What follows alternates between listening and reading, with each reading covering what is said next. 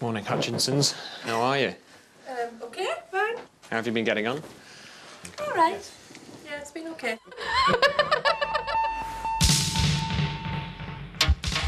To calculate exactly how much carbon dioxide the family create and to try and help them cut down, we've invited domestic energy scientist Brenda Boardman to meet them.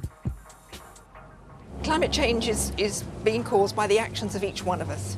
We are causing the problem, and so therefore we are the solution to the problem. An average family of 4 has a carbon footprint of about 13.5 tonnes of CO2 a year. In order to calculate the Hutchinsons' footprint and hunt out any wasteful habits and reckless consumption, Brenda has to inspect every single room of their house.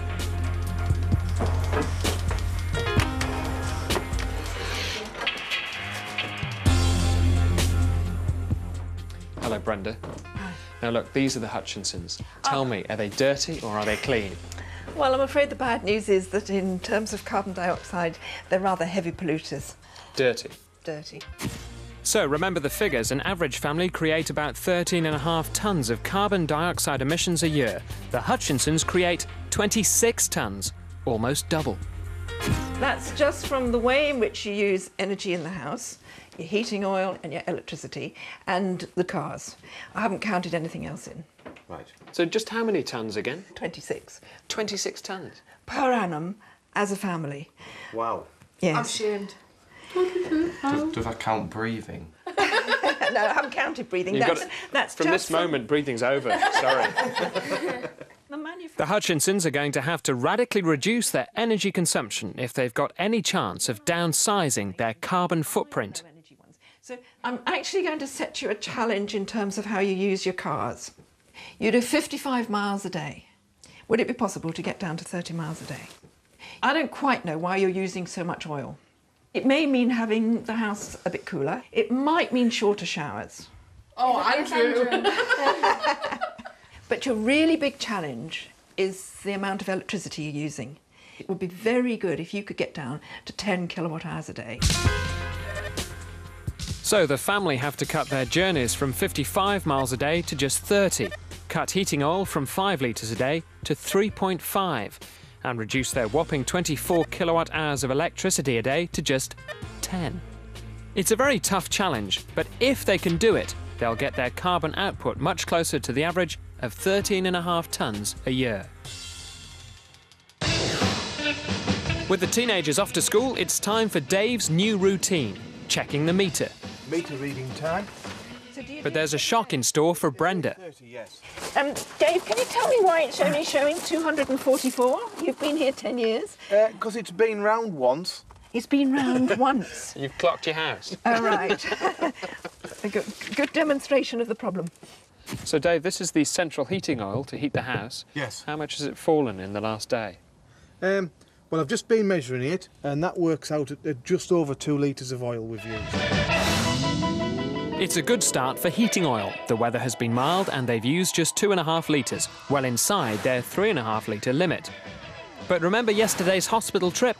It pushed mileage to 87, nearly 3 times their daily limit of 30. And they've used 12.6 kilowatt hours of electricity, well above their new target of 10.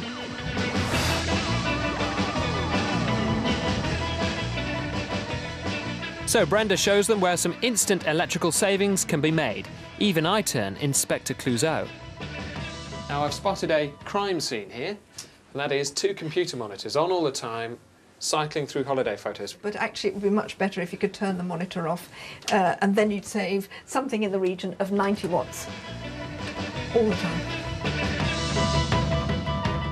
So a teenage boy's bedroom, how many things can you find in here that's wasting electricity? Well, there seem to be rather a lot of different items actually on standby. There's some more under here. There's some 2, 3 lots over there. He's even left the printer on. And there he is at school. At a rough count, we think there are 12 items on standby in this room at this minute. 12? The normal house, I'd expect there to be 26.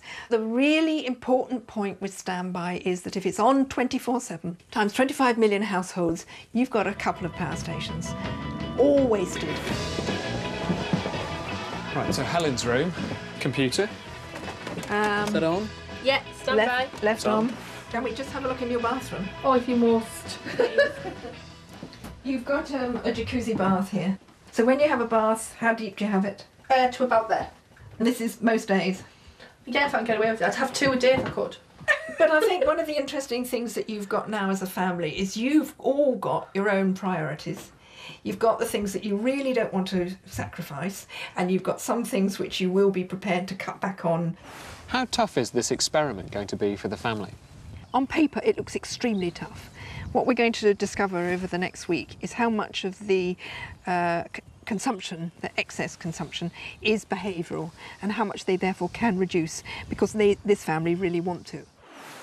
That evening, the teenagers stay at home, no doubt burning oil and electricity.